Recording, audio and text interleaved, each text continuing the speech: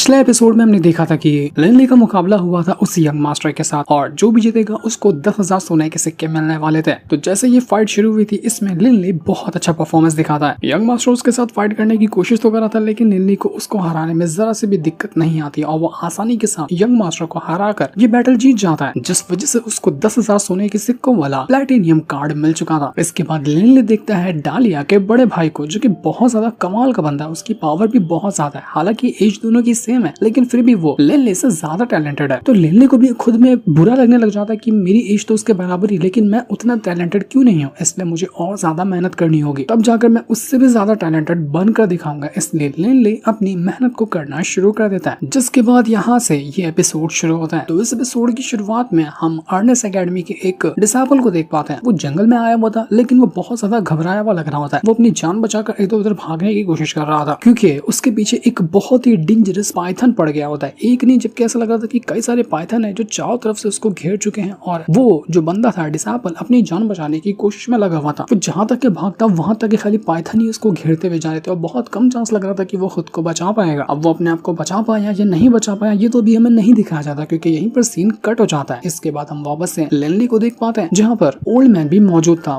वो old man लिनली से कहता है कि तुम अगर डालिया के बड़े भाई से ज्यादा स्ट्रॉन्ग बनना चाहते हो ना तो सिर्फ एक दिक्कत है कि तुम्हारी मेंटल पावर उतनी ज्यादा स्ट्रॉन्ग नहीं है। मेरे पास एक मेथड है जिसके जरिए तुम अपने मेंटल पावर को स्ट्रॉन्ग बना सकते हो और उस टेक्निक का नाम है स्वॉर्ड स्कल्पचर। तो ये सुनकर लिनली हैरान रह जाता है कि स्कल्पचर वही जिसको लकड़ियां या पत्थर को तराश कर बनाया जाता है, उसकी बात आप कर रहे हो क्या? किस तरह के स्कल्पचर की बात कर रहे हो? तो ओल्डमैन कहने लग जाता है कि देखो जिस स्कल्पचर की मैं बात कर रहा हूँ ना वो बहुत ज्यादा खास होने वाला है। नॉर्मल स्कल्पचर को बनाने के लिए कुल्हाड़ी और बहुत सारे टूल्स वगैरह लगते हैं लेकिन जिस तरह की मैं कार्विंग करता हूँ ना स्कल्पचर बनाने के लिए उसमें सिर्फ एक टूल का इस्तेमाल किया जाता है और उसके जरिए मैं इतनी बेस्ट कार्विंग बना सकता हूँ जितना कि कोई कितने सारे वेपन या टूल वगैरह को लेकर भी नहीं बना सकता। मेरा जो ये टैलेंट है ना जिस टेक्निक यानी कि स्वॉर्ड स्कल्पचर के बारे में जो मैं तुम्हें बता रहा हूँ वो इतना ज्यादा खास और एक्स्ट्राऑर्डिनरी है कि उसकी वैल्यू भी बहुत ज्यादा होती है। मतलब इसको सीख पाना किसी की भी बस की बात नहीं होती है। इसे सीखने में बहुत टाइम जाता है, बहुत मेहनत लगती है और अगर तुम सीख जाओ तो तुम एक बहुत ही वैल्यूएबल इंसान बन जाओगे। पर पता है दिक्कत क्या है कि मेरे जितने भी सामान वगैरह है ना वो बेसमेंट के अंदर कैद है जहाँ पर मैं पहले रहा करता था और इतना टाइम हो गया कभी मैं उस बेसमेंट के पास गया ही नहीं। तो जिस भी टूल के जरिए मैं यहाँ पर स्कल्पचर वगैरह बनाया करता था वो सब अब टूट चुके होंगे या खत्म हो चुके होंगे, मुझे उसके बारे में कुछ भी पता नहीं है। तभी तो आजकल की जनरेशन उस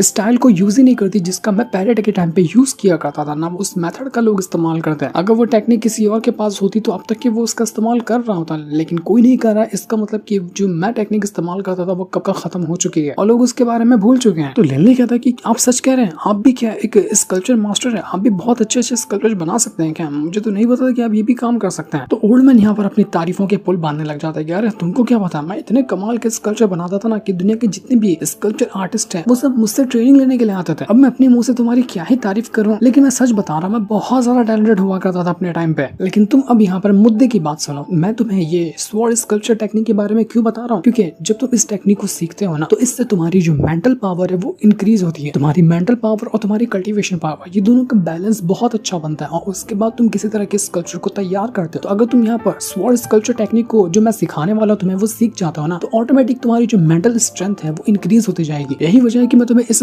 स्कल्पचर के बारे में बता रहा हूँ। तो जैसे जैसे मैं तुम्हें सिखाता हूँ वैसे तुम परफॉर्म करते जाना। तो लिनली वहाँ पर अपनी प्रैक्टिस शुरू कर देता है जैसा बता रहा था ओल्डमैन, उसी तरह से वो यहाँ पर एक पत्थर को एक छोटे से वेपन के जरिए तराश रहा होता है। उसके पास एक डैगर था, उसके जरिए वहाँ पर पत्थर को तराशते हुए एक स्कल्पचर तैयार करने की कोशिश कर रहा था। वो जितना अपने आप को खुद पर कंट्रोल करेगा, जितना हाथों के ऊपर कंट्रोल करेगा, जितना माइंड को कंट्रोल करेगा ना उस हिसाब से वो परफेक्ट स्कल्पचर तैयार कर पाएगा और इसी के जरिए उसकी मेंटल स्ट्रेंथ भी जो है वो इंक्रीज होगी। दिक्कत यहाँ पर ये हो रही थी कि जब भी यहाँ पर लिनली अपने डैगर को पत्थर पे मारता ना पत्थर टूट जाता, वो स्कल्पचर बन तो रहा ही नहीं था, बस पत्थर ही बार बार टूट रहे होते हैं। तो इससे थोड़ा सा लिनली डिमोटिवेट हो जाता है कि यार ये क्या हो रहा है, मैं तो कुछ बना नहीं पा रहा बल्कि हर बार पत्थर ही टूट रहा है। तो ओल्डमैन कहने लग जाता है कि जब तुम यहाँ पर पत्थर पर डैगर के जरिए अटैक करते हो ना तो तुम शुरू के अटैक के ऊपर ध्यान मत देना, जब तुम्हारा जो आखिरी वाला वार होगा ना जो तुम करने वाले होगे पत्थर के ऊपर उसके ऊपर ज्यादा कॉन्सेंट्रेट करना क्योंकि वही सबसे मेन पार्ट होता है जो या तो तुम्हारे स्कल्पचर को तैयार करेगा या फिर तुमने जो बनाया है उसको डिस्ट्रॉय कर देगा। इसी तरह से मेंटल स्ट्रेंथ भी होती है। तुम्हें जब भी कोई अटैक करना होता है ना तो तुम्हें अपने मेंटल पावर के ऊपर इतना सटीक तरीके से ध्यान देना होता है कि वो तुम्हारी कल्टीवेशन से एकदम बैलेंस हो जाए। उसके बाद ही तुम जाकर बहुत अच्छी तरह से अपनी कल्टीवेशन को इंक्रीज कर पाओगे और अपनी पावर को भी इंक्रीज कर पाओगे और अटैक को भी स्ट्रॉन्ग कर पाओगे।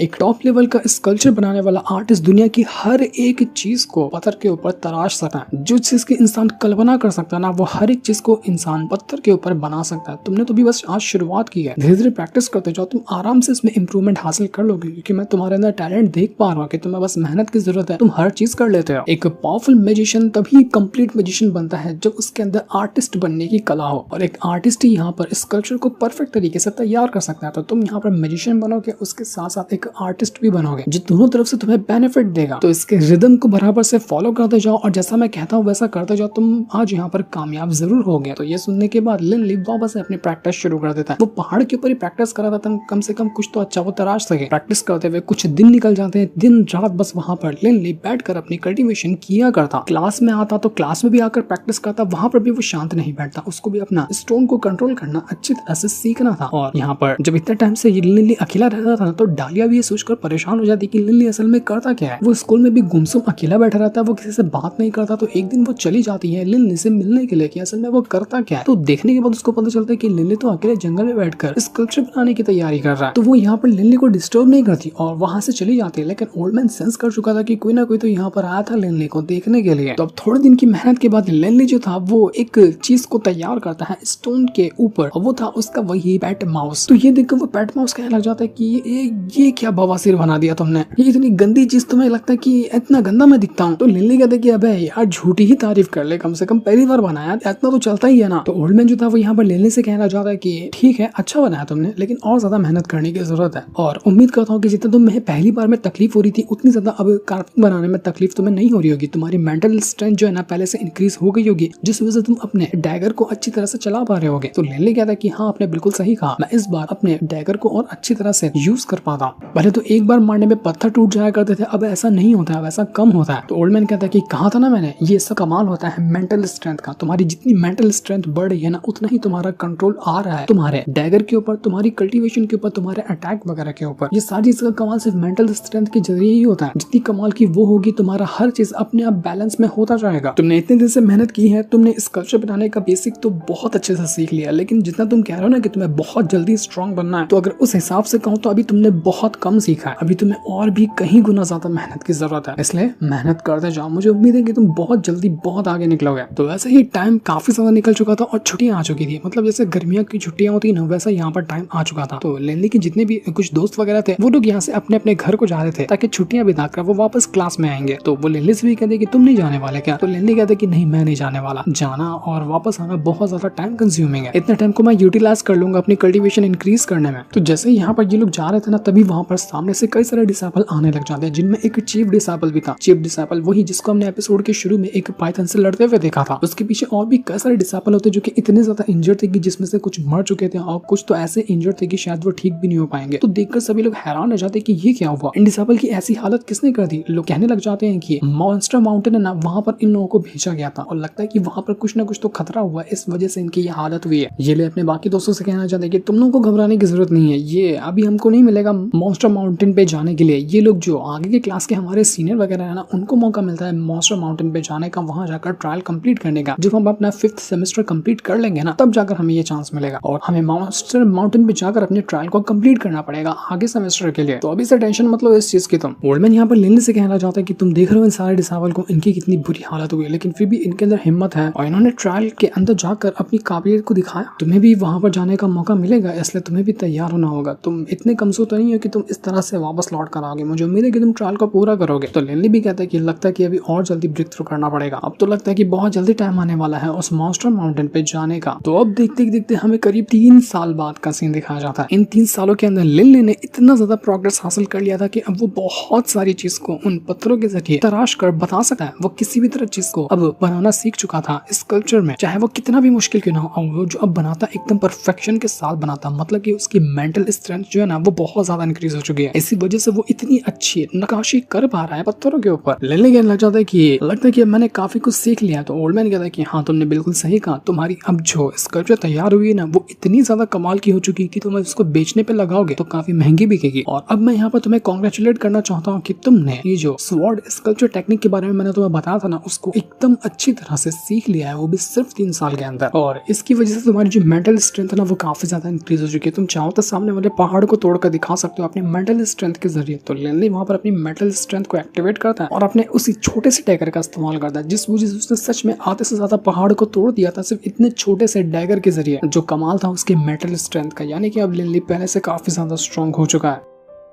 तो लिनली तो बड़ा खुश होता है ये चीज करने के बाद। जैसे वो यहाँ पर अपने क्लास के अंदर आया था हॉस्टल में रहने के लिए, तो उसको एक लेटर मिलता है जो कि उसके छोटे भाई वॉल्टन ने उसके लिए लिखा था, जिसमें वो कह रहा होता है कि लिनली मेरे बड़े भाई, काफी दिन हो गए हम दोनों को मिले हुए, बहुत टाइम से हम दोनों नहीं मिले। जब लास्ट बार तुम मुझे छोड़कर गए थे ना अर्नेस्ट एकेडमी के लिए, उस टाइम मैंने तुम्हें आखिरी बार देखा था। मैं तुम्हें नहीं जाने देना चाह रहा था, लेकिन उस टाइम मेरी एज उतनी ज्यादा नहीं थी कि मैं तुम्हें रोक सकूं। तभी से मैंने ठान लिया था कि मैं भी मेहनत करूंगा और इतना ज्यादा स्ट्रॉन्ग बनकर दिखाऊंगा कि मैं तुम्हारे कंधे से कंधा मिला सकूं। और तुम्हें पता है इसलिए मैं यहाँ पर खूब मेहनत कर रहा हूँ। मेहनत करने के बाद आज के दिन मैंने अपना वॉरियर का लेवल 2 ब्रेक थ्रू कर लिया है। तो ये खुशी की खबर थी जो मुझसे अकेले यहाँ पर बर्दाश्त नहीं हो रही थी, तो मैंने सोचा कि तुम्हें भी इस खुशी में शामिल करूँ। तो सबसे पहले मैंने तुम्हें लेटर लिखा और लेटर लिखकर बताया कि मैं अपना लेवल 2 आज ब्रेक थ्रू कर चुका हूँ। उम्मीद है कि तुम्हें ये पढ़कर खुशी मिली होगी। और इस वजह से ना मुझे यहाँ पर एक अकेडमी के अंदर एडमिशन भी मिल गया, जहाँ पर मैं अपनी आगे की प्रैक्टिस को कंटिन्यू कर रहा हूँ। उम्मीद करता हूँ कि वहाँ पर भी मैं अच्छा परफॉर्मेंस दिखाऊंगा और जल्दी जल्दी प्रोग्रेस हासिल करूंगा और मैं आपको और फादर को सबको प्राउड महसूस करवाऊंगा। लिनली ये सारी की सारी बातें पढ़कर काफी ज्यादा इमोशन और बहुत ज्यादा खुश भी हो रहा था कि चलो अच्छा है कि मेरा छोटा भाई भी अब कामयाब होने की तरफ अपना कदम बढ़ा चुका है। आखिरी में वॉल्टन ने ये भी लिखा था कि मैं उम्मीद करता हूँ कि हम दोनों की वापस से जल्द ही मुलाकात होगी। भाई मैं आपसे मिलना चाहता हूँ, तो अगर आपको मिलना हो तो मुझे बता देना। ये सारी चीजें पढ़कर लिनली बिल्कुल इमोशनल और काफी ज्यादा खुश तो हो ही चुका था। तो अब देखते ही देखते यहाँ पर सेमेस्टर जब भी कंप्लीट होता है ना, तो मास्टर ने कहा था ना कि एक सेमेस्टर कंप्लीट करने के बाद एक टूर्नामेंट रखा जाता है, उसके हिसाब से उनके ग्रेड डिसाइड होते हैं। तो अब सेमेस्टर कंप्लीट करने के बाद वाला टूर्नामेंट शुरू हो चुका था। शुरुआत वाले में तो लिनली पार्टिसिपेट नहीं किया था, लेकिन इस बार वाले में उसको करना था अगर उसको पूरी तरह से अपना ये सेमेस्टर कंप्लीट करना है। तो इस वजह से लिनली यहाँ पर आकर पहुंचा हुआ था। जितने भी लोग यहाँ पर मौजूद थे वो सभी देखकर कहने लग जाते हैं कि हमने तो सुना था कि लिनली अपना सिर्फ लेवल 4 को ही ब्रेक थ्रू कर पाया है, लेकिन इसकी पावर देखकर तो ऐसा लग रहा है कि ये आराम से लेवल 5 पे होगा, क्योंकि जितने भी बंदों को इसने चैलेंज किया और उसके सामने जो भी बंदे खड़े हैं ना, वो आराम से लेवल 5 के हैं, लेवल 5 वॉरियर रैल्म के। और अगर सच में लिनली लेवल 4 पे होने के बावजूद भी इनसे पंगा ले रहा है ना, तो ये बंदा सच में कमाल का है, बड़ा इंप्रेसिव बंदा है, जिगरा बहुत है इसके अंदर। देखते कि क्या नतीजा निकल कर आता है इस बैटल का। तो लिनली के सामने वाला जो बंदा था वो यहाँ पर लिनली से कहने लग जाता है कि देखो मैं लेवल 5 का मैजिशियन हूँ, और हमारी इस अर्नेस्ट एकेडमी के अंदर जो भी बंदा अपना लेवल 5 कंप्लीट करता है मैजिशियन के तौर पर, उसकी जो मैजिकल पावर होती है ना, वो इतनी स्ट्रॉन्ग होती है कि वो किसी भी तरह के अटैक को रोक सकता है। सच बता रहा हूँ, जितने भी मुश्किल अटैक हो सकते हैं ना, वो हर एक अटैक को आसानी से रोक सकता है। तो उसी चीज को आज मैं यहाँ पर तुम्हारे सामने करके दिखाने वाला हूँ। तुम्हें यहाँ पर समझ में आएगा कि असल में लेवल 5 का मैजिशियन बनना कितना मुश्किल होता है और उसके पास कितनी पावर होती है। तो इस चीज का नमूना देखने के लिए तुम यहाँ पर तैयार हो जाओ। जिसके बाद देखते देखते वहाँ पर इस अर्नेस्ट एकेडमी के जो वाइस डीन थे ना, वो आकर पहुंच जाते हैं। डीन मतलब प्रिंसिपल या कोई बड़ा जो सबसे बड़ा मास्टर में होता है, वैसा हम समझ सकते हैं। तो उसका वाइस डीन यहाँ पर आकर पहुंचा हुआ था। वो यहाँ पर आया था ये बैटल देखने के लिए कि लिनली वैसे भी बहुत ज्यादा फेमस बनता है अकेडमी के अंदर, तो वो लो लेवल पे होने के बावजूद भी हाई लेवल के बंदे को हरा पाता है या नहीं हरा पाता है। वही चीज देखने के लिए यहाँ पर डीन आकर पहुंचा हुआ था। अपोनेंट जो था वो लिनली से कहने लग जाता है कि देखो तुम जिस तरह के अटैक कर सकते हो ना, उस तरह के अटैक करो, लेकिन मैं अपने मैजिकल पावर को यूज करूंगा। अगर तुम मेरे मैजिकल पावर को रोक लिए तो इसका मतलब है कि तुम ये बैटल जीत गए, और इसके हिसाब से तुम्हारा जो अकेडमी परफॉर्मेंस होगा वो डिसाइड होगा। लेकिन अगर तुम मुझे नहीं हरा पाए तो फिर सोच लेना कि तुम्हारा क्या होने वाला है, तुम डायरेक्ट फेल कर दिए जाओगे। मैं तो तुम्हें ये भी छूट दे रहा हूँ कि सिर्फ तुम मुझे 10 मिनट तक के झेल लो। अगर 10 मिनट तक के झेल लिए ना, मैं खुद अपनी हार मान लूंगा, और अगर नहीं झेल पाया तो फिर देख लेना मैं तुम्हारे साथ क्या करने वाला हूँ। लेकिन एक मेरी आदत है कि मैं लड़ाई करने से पहले हमेशा सामने वाले से पूछता हूँ कि क्या वो फाइट करने से पहले सरेंडर करना चाहता है। तो यही चीज मैं तुमसे भी पूछता हूँ, अगर सरेंडर करना चाहते हो तो यही तुम्हारे पास मौका है, या फिर तुम्हें एक और छूट देता हूँ कि 10 मिनट तक का जो टाइम है ना, उसके अंदर जब दिल करे तब मुझसे कह देना कि मैं सरेंडर करता हूँ, तो मैं तुम्हारी जान बख्श दूंगा, वरना मैं इतने अटैक करने वाला हूँ कि तुम शायद अपने पैरों पे नहीं खड़े रह पाओगे। तो फैसला तुम्हारा, या फिर अपनी बेइज्जती करवाना चाहता हो या टांगे तोड़वाना चाहता हो। ऐसा लग रहा था कि ये अपोनेंट तो पूरी लिस्ट याद करके आया और सारे डायलॉग वो यहीं पे सुना रहा, लेकिन लिनली को घंटा नहीं फर्क पड़ता। वो लिटरली में एक भी सवाल का जवाब ही नहीं देता। उसको पता है कि जवाब कैसे दिया जाता है, मुंह से नहीं बल्कि अपने अटैक से और अपने पावर से। तो अब देखते ही देखते जितने भी लोग यहाँ पर लिनली को चैलेंज करने के लिए आए थे, शायद 2 या 3 लोग थे, तो वो लोग एक साथ लिनली के ऊपर अटैक करना शुरू कर देते हैं। वो एक ही साथ अपनी फायर पावर को यूज करते हैं और उसके जरिए उन लोगों ने लिनली के ऊपर अटैक करते हुए उसकी जान लेने की कोशिश की थी। शुरुआत में लिनली समझ ही नहीं पाता कि कहां से उसके ऊपर अटैक आ रहा है, और इससे दिक्कत क्या हो जाती है, दिक्कत ये हो जाती है कि उसको कुछ अटैक आकर लग चुके थे, जिस वजह से वो इंजर्ड हो जाता है। लिनली के दोस्त परेशान की लेनी तुम ठीक तो हो ना, तुम्हें अच्छे से फाइट करनी हो, अगर नहीं कर पा रहे तो तुम इस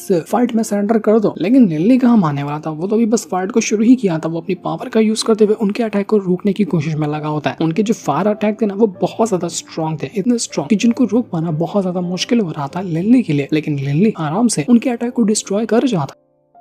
तो इस चीज को देखकर वो लोग इंप्रेस हो चुके थे और लिनली से कहने लग जाते कि अरे वाह कमाल कर दिया तुमने तो हमारी इस अटैक को रोक लिया। लेकिन हलवा है क्या, एक अटैक को रोक कर ये बैटल तुम जीत जाओगे? अभी भी बहुत मिनट बाकी है, 10 मिनट का टाइम है ना तुम्हारे पास, तो 10 मिनट तक क्या मैं झेलना होगा तुम्हें, जो कि नो डाउट तुम नहीं कर पाओगे। तुम उससे पहले ही अपनी हार मानने वाले हो। तो एक साथ करते हुए वो सारे लोग एक बार फिर से लिनली के ऊपर अटैक करना शुरू कर चुके थे। वो एक के बाद एक करते हुए बहुत मारते हैं लिनली को। उन्होंने कोई कसर नहीं छोड़ी थी ताकि लिनली की हालत खराब कर दी जा सके। लेकिन लिनली तुरंत यहाँ पर अपनी मेंटल स्ट्रेंथ को यूज करता है। अब मेंटल स्ट्रेंथ यूज करते हुए वो पहाड़ को एक पल के अंदर तोड़ सकता है ना, एक छोटा सा डैगर ही क्यों ना हो उसके पास, उसके जरिए। तो यहाँ पर उसी चीज का वो यूज कर रहा था। और जैसे यहाँ पर उसने अपने मेंटल स्ट्रेंथ का यूज किया, हम देख पाते हैं यहाँ पर कि लिनली के पीछे एक कमाल की स्टोन से बनी हुई स्पिरिट आकर पहुंच चुकी है। इस स्पिरिट के अंदर थी लिनली के मेंटल स्ट्रेंथ की पावर, और जो स्टोन एलिमेंट को वो यहाँ पर कल्टिवेट करता है, उसके बाद स्टोन एलिमेंट की पावर है ना, तो उसके जरिए उसने खुद यहाँ पर अपने एक पेट को क्रिएट किया था जो कि एकदम आर्मर जैसा लग रहा था। और उसने यहाँ पर आने के बाद आसानी से सभी के अटैक को डिस्ट्रॉय करके रख दिया था। जिससे होता यह है कि टाइमर फिनिश हो जाता है। 10 मिनट का टाइम था लिनली के पास उनको झेलने का। 10 मिनट तक के लिनली ने उनको झेल लिया और बिंदास वो शांति से वहां पर खड़ा था। वो जो डीन यहाँ पर आकर पहुंचा था वो भी इम्प्रेस हो जाता है लिनली से कि वाह कमाल कर दिया इसने तो सच में इतने सारे लोगों को एक बार के अंदर हरा दिया, ये तो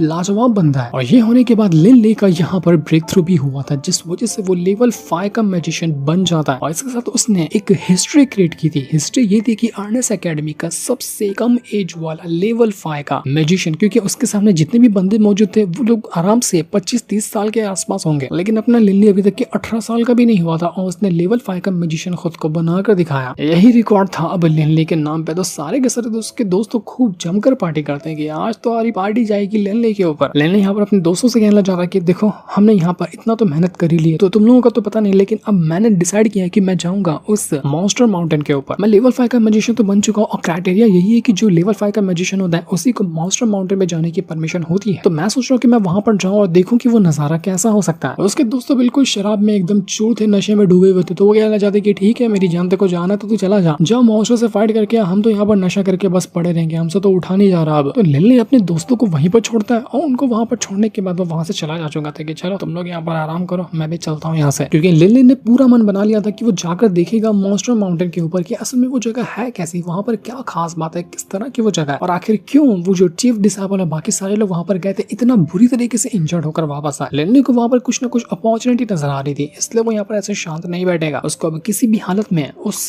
मॉन्स्टर माउंटेन के ऊपर जाकर ही रहना है। तो जैसे लिनली ने ये फैसला किया था ना, डालिया लिनली से कहने लग जाती कि लिनली क्या तुमने अपना पूरी तरह से मन बना लिया है कि तुम मॉन्स्टर माउंटेन पे जाने वाले हो? देखो वो जगह बहुत खतरनाक है, तो तुम सच कह रहे हो ना कि तुमने पूरी तरह से मन बनाया है या फिर खाली जोश में आकर ये फैसला कर रहे हो? तो लिनली कहता कि अरे मुझे तो ये नहीं पता कि तुमको कैसे पता चला कि मैं सच में यहाँ पर उस मॉन्स्टर माउंटेन पे जाने वाला हूँ। मैंने तो अपने दोस्तों के अलावा दोस्तों को भी ढंग से नहीं बताया था, तो तुमको कैसे पता चल गया? तो यहाँ पर कहने लग जाती है डालिया कि तुम इतनी जल्दी जल्दी अपना ब्रेक थ्रू करने में लगे हुए थे और तुम्हें लेवल 5 का मैजिशियन बनना था। लेवल 5 का जो मैजिशियन होता है वही यहाँ पर मॉन्स्टर माउंटेन पे जा सकता है। तो इसका एक ही रीजन हो सकता है ना कि तुम्हें वहां पर जाना था, इसलिए तुम इतनी ज्यादा मेहनत कर रहे थे। इस वजह से मैंने ये अंदाजा लगाया और देखो मेरा अंदाजा बिल्कुल सही निकला। तुम जो करते हो ना, तुम्हारी हरकत में बहुत अच्छे से पहचान लेती हूँ, मुझे समझ में आ जाता था कि तुम क्या सोचने वाले हो, क्या करने वाले हो। अब तुम्हारे साथ रहूंगी तो इतना तो मुझे समझ में आ ही जाएगा तुम्हारे बारे में। तो ये सुनकर लिनली हैरान भी रह जाता है, खुश भी हो जाता है कि चलो तुम्हें कुछ तो समझ में आता है मेरे बारे में, वरना वैसा तो मुझे कोई पहचानने वाला कोई समझने वाला है ही नहीं। वो एक बंदे का बैज भी उसको देती है और कहना चाहती कि इस शिया को ना अपने साथ ले जाना। इसका दिल बहुत ज्यादा टूट गया है, तो तुम उसको साथ ले जाओगे, कुछ नया एक्सपीरियंस करने मिलेगा तो उसको अच्छा लगेगा, वरना अकेले पड़े पड़े तो उसका दिमाग खराब हो जाएगा। हो सकता है कि वो अपने बड़े भाई की बात कर रही होगी। वो कहती है कि इसको पता है कि कौन तुम्हारे दुश्मन होंगे और कौन तुम्हारा दोस्त होगा उस मॉन्स्टर माउंटेन के ऊपर, तो हो सकता है तो उसको साथ में ले जाना, ये अच्छा तुम्हारे काम आ जाएगा। और हाँ, एक बात और कहूंगी कि वहां पर जाकर बिल्कुल सावधान रहना, क्योंकि वो जगह बहुत ज्यादा खतरनाक है, इतनी खतरनाक कि तुम उसके बारे में सोच भी नहीं सकते। तो पल पल जितना भी जाओगे ना वहां पर फूक फूक का कदम रखना। तो इस वजह से अब जो लिनली होता है ना वहाँ से निकलने के लिए तैयारी अपनी शुरू कर चुका था। उसको जाना था मॉन्स्टर माउंटेन के ऊपर, तो वो जाएगा मॉन्स्टर माउंटेन पे। लेकिन वो जगह कैसी होगी, वो कितनी ज्यादा खतरनाक जगह हो सकती है, इसके बारे में तो ना वो जानता है ना हम जानते हैं। वो तो जब वो जहाँ जाएगा उसके बाद ही हमें पता चलने वाला है कि वो जगह कैसी थी। उसके दोस्त वगैरह तो अकेडमी के अंदर ही रुक जाते हैं क्योंकि उन लोगों ने अभी तक अपना लेवल 5 का मैजिशियन वाला ब्रेक थ्रू नहीं किया था। हो सकता है कि अगली बार जब आएगी तो वो लोग उस टाइम वहाँ मॉन्स्टर माउंटेन पे जाने के लिए निकलेंगे। लेकिन लिनली तो अभी तैयार हो चुका था वहाँ जाने के लिए। तो अब देखना इंटरेस्टिंग होगा कि आगे का लिनली का सफर कैसा होने वाला है, क्योंकि नेक्स्ट एपिसोड तो बहुत ज्यादा कमाल का होगा। उसका प्रीव्यू ऑलरेडी रिलीज हो चुका है। तो इसी सीन के साथ ये वाला एपिसोड यहीं पर एंड हो जाता है। Thanks for watching.